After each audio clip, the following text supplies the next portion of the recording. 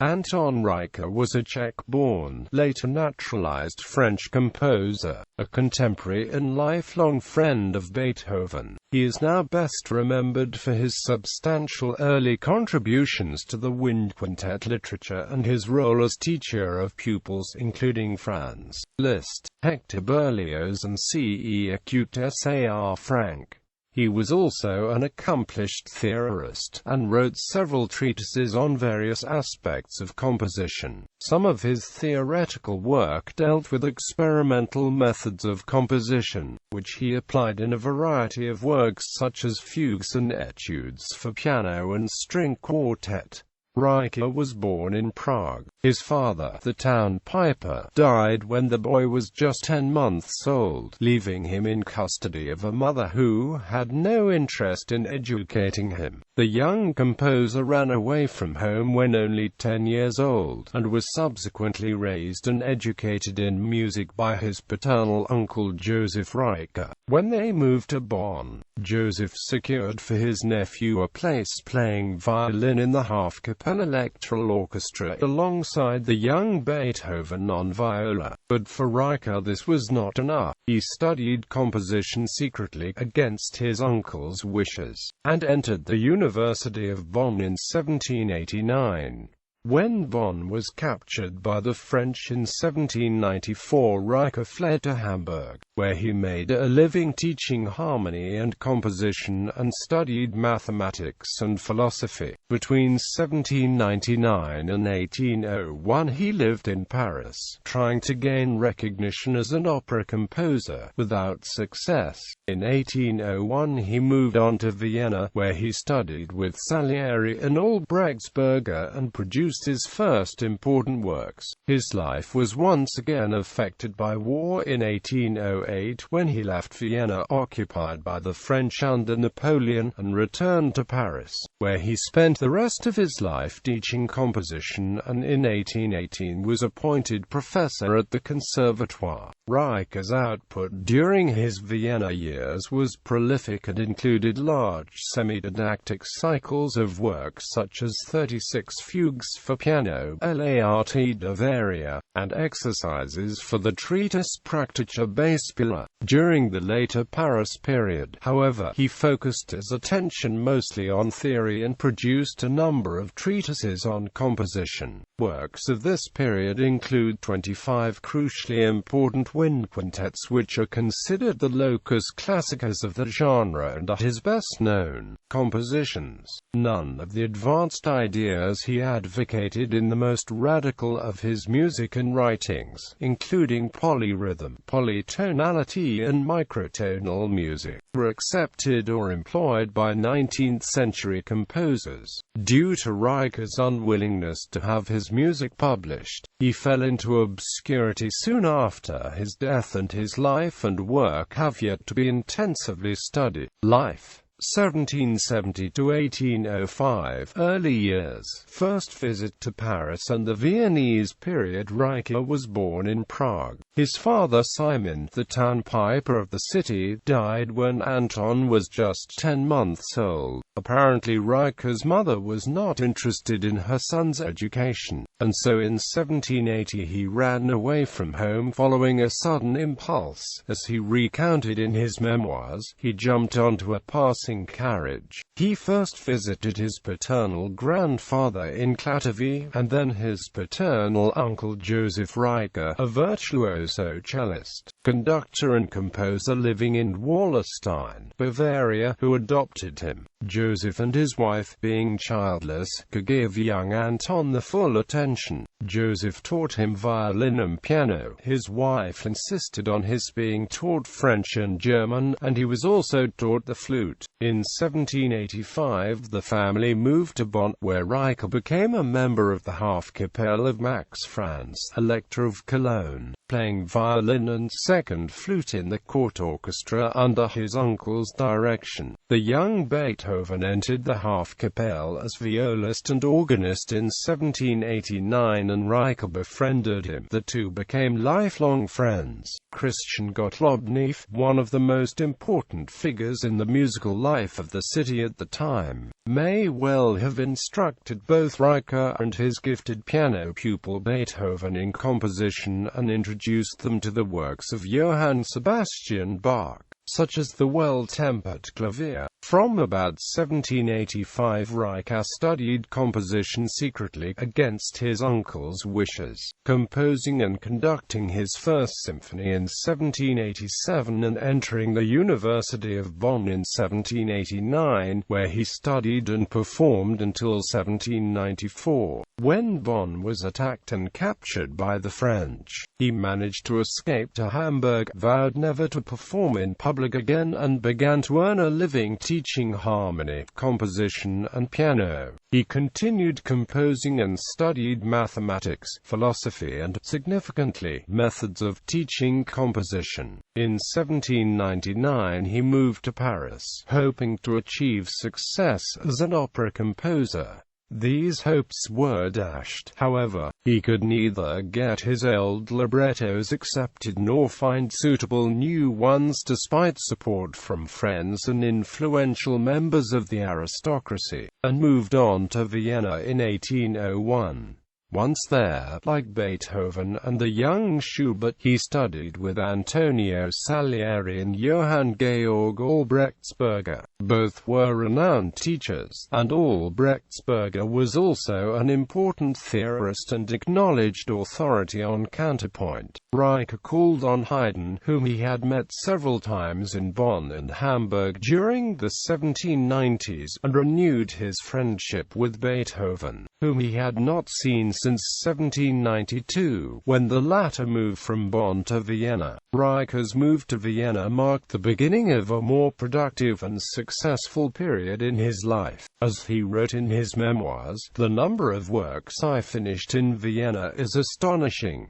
Once started, my verve and imagination were indefatigable. Ideas came to me so rapidly it was often difficult to set them down without losing some of them. I always had a great penchant for doing the unusual in composition. When writing in an original vein, my creative faculties and spirit seemed keener than when following the precepts of my predecessors." Quote, in 1801 Reicha's opera L'Ouragan, which failed in Paris, was performed at the palace of Prince Joseph Franz Maximilian Lobkowitz, prominent patron of Beethoven. Empress Maria Theresa commissioned another opera after this performance, Argin, Regina di Granata, which was only privately performed. His studies in Hamburg came to fruition here with the publication of several semi-didactic, encyclopedic works such as 36 fugues for piano and L'Art de Varia, a large-scale variation cycle, and the treatise Praktische Beispiele, which contained 24 compositions. 1806–36, departure from Vienna and life in Paris. Reicha's life and career in Vienna were interrupted by Napoleon's November 1805 occupation of the city by French troops. In 1806 Reicha traveled to Leipzig to arrange a performance of his new work, the cantata Lenore, but because Leipzig was blockaded by the French, not only was the performance cancelled but he could not return to Vienna for several months. When he did return it was not for long, because by 1808 the Austrian Empire was already preparing for another war, the War of the Fifth Coalition. So Reicha decided to move back to Paris. This time 3 of his many operas were produced, but they all failed, yet his fame as theorist and teacher increased steadily, and by 1817 most of his pupils became professors at the Conservatoire de Paris. The following year, Reicha himself was appointed professor of counterpoint and fugue at the Conservatoire with the support of Louis XVIII, despite opposition from its director Luigi Cherubini. This second Paris period produced several important theoretical writings. The composition.Some, published by 1818, became the standard text on composition at the Conservatoire. The traité de mélodie of 1814, a treatise on melody, was also widely studied. Another semi-didactic work, 34 études for piano, was published by 1817.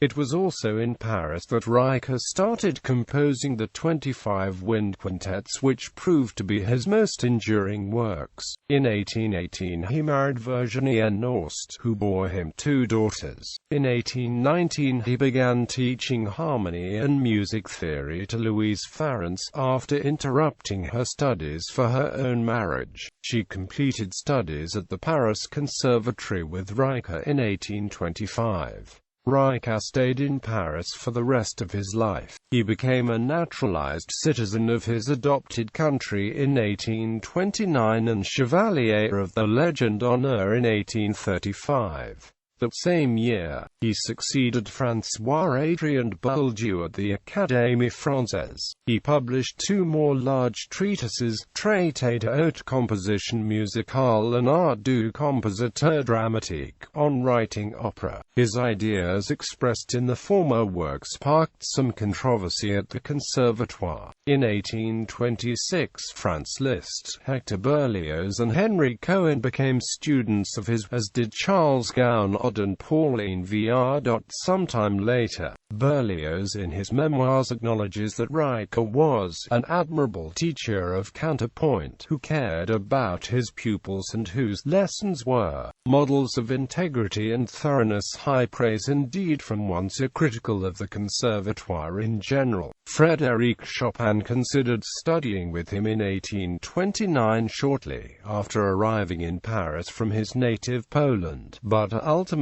decided otherwise. From June 1835 until Reicha's death in May 1836, the young composer.A Franck took private lessons. His notebooks survive with Reicha's annotations, showing how hard Reicha worked his 12-year-old pupil. Reicha was buried at the Père Lachaise cemetery, and Cherubini resumed the teaching of counterpoint at the Conservatoire, replacing Reicha's heretical work on fugue with his own as the standard text. Works. It is difficult to present a coherent list of Reicha's works, because the opus numbers assigned to them at the time of publication are in disarray. Some pieces were supposedly lost, and many works were published several times, sometimes as part of larger collections. His surviving oeuvre covers a vast array of genres and forms, from opera to piano fugues. He is best known today for his 25 wind quintets, composed in Paris between 1811 and 1820, which were played all over Europe shortly afterward. Reicha claimed in his memoirs that his wind quintets filled the void. At the time, there was a dearth not only of good classic music, but of any good music at all for wind instruments, simply because the composers knew little of the technique. Indeed, Reicha's experiences as a flautist must have helped in the creation of these pieces, in which he systematically explored the possibilities of the wind ensemble and invented an extended sonata form variant that could accommodate as many as 5 principal themes. Musically, the wind quintets represent a more conservative trend in Reicha's oeuvre when compared to his earlier work, namely the compositions of the Viennese period. In the quintets, as he describes in his preface, Reicha wanted to expand the technical limits of the 5 still evolving wind instruments and thereby the ambitions of amateur wind players by establishing a nucleus for corpuses of substantial work like that available to string players. His writing combines virtuoso display, popular elements, and his lifelong more academic interests in variation form and counterpoint. 4 of the quintets have trios in passacaglia form. the repeating theme however being on different instruments in each case and not necessarily in the bass.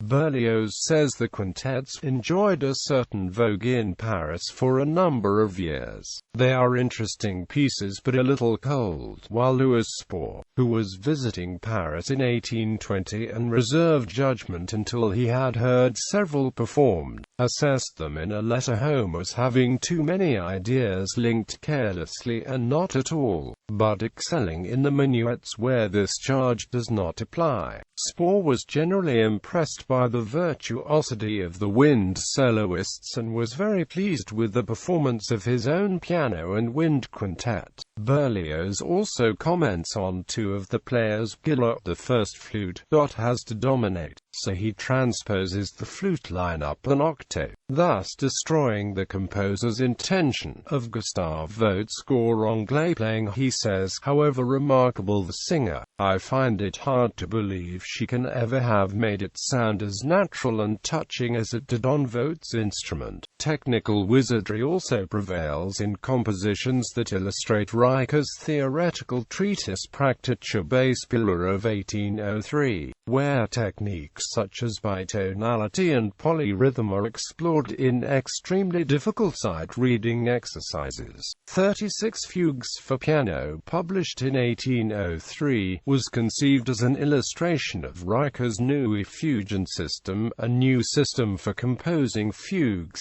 Reicha proposed that second entries of fugue subjects in major keys could occur in keys other than the standard dominant, to widen the possibilities for modulations and undermine the conservative tonal stability of the fugue. The fugues of the collection not only illustrate this point, but also employ a variety of extremely convoluted technical tricks such as polyrhythm, combined asymmetrical and simply uncommon meters and time signatures, some of which are derived from folk music, an approach that directly anticipates that of later composers such as B.E. Acute-La Bartók. Number 13 is a modal fugue played on white keys only, in which cadences are possible on all but the seventh degree of the scale without further alteration. 6 fugues employ two subjects, one has 3, and no 15-6.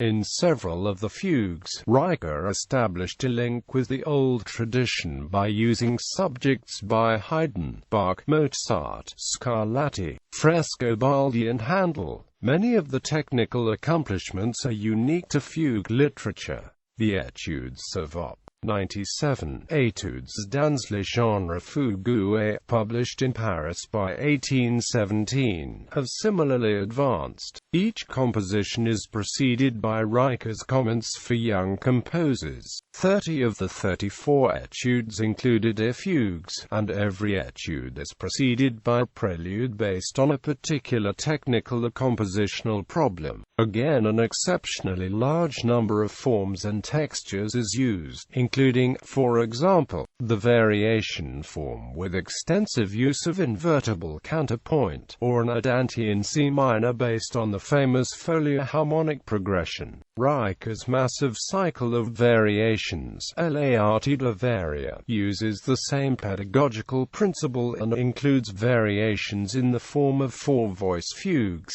program music variations, toccata-like hand-crossing variations, etc., foreshadowing in many aspects not only Beethoven's Diabelli variations but also works by Schubert, Wagner and Debussy. Many of Reicha's string quartets are similarly advanced, and also anticipate numerous later developments. The aged Vienna string quartets are among his most important works. Though largely ignored since Reicha's death, they were highly influential during his lifetime and left the mark on the quartets of Beethoven and Schubert. Much as Bach's well-tempered clavier was ignored by the public but well known to Beethoven and Chopin, Reicha also wrote prolifically for various kinds of ensembles other than wind quintets and string quartets, including violin sonatas, piano trios, horn trios, flute quartets, various works for solo wind or string instruments accompanied by strings,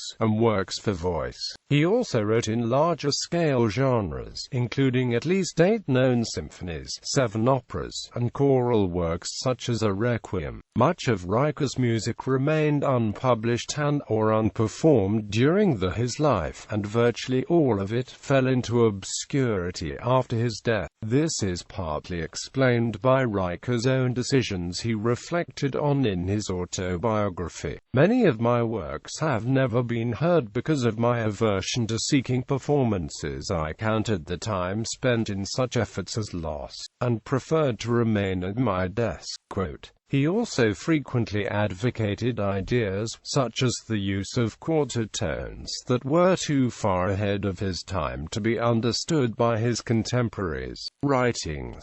Reicha's major theoretical and pedagogical works include the following: Praktische Beispiele, ein Beitrag zur Geisteskultur des Tonsetzes, Begleitet mit philosophisch praktischen Anmerkungen, a didactic work that includes 25 sight reading exercises of extreme difficulty, some of which were later published separately or in collections such as the 36 Fugues.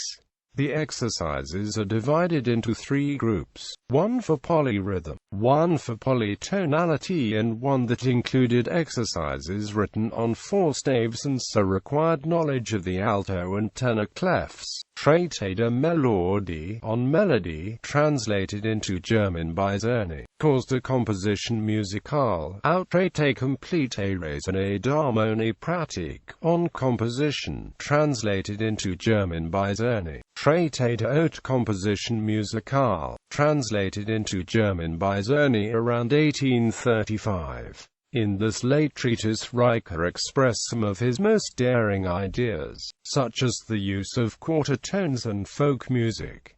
L'art du compositeur dramatique, on the writing of opera, provides an exhaustive account of contemporary performance techniques and is supplemented with examples from Reicha's own operas. In addition to these, a number of smaller texts by him exist. These include an outline of Reicha's system for writing fugues, über das neue Fugensystem, sur la musique comme art purement sentimental, petit traité d'harmonie pratique, 2 parties, a number of articles, and the poem and Joseph Haydn, published in the preface to 36 Fugues. Notable recordings: Complete Wind Quintets, the Albert Schweitzer Quintet, 10 CDs, CPO 9,992,502. Complete Wind Quintets, the Westward Wind Quintet, 12 CDs, Crystal Records, CD 260. 36 Fugues Op. 36. Tiny Words, 2 CDs, CPO 9990652. 36 Fugues, Jaroslav Tuma, 2 CDs, RTF 101462. Complete Symphonies, Andrei Kukul conducting Prague Radio Symphony Orchestra.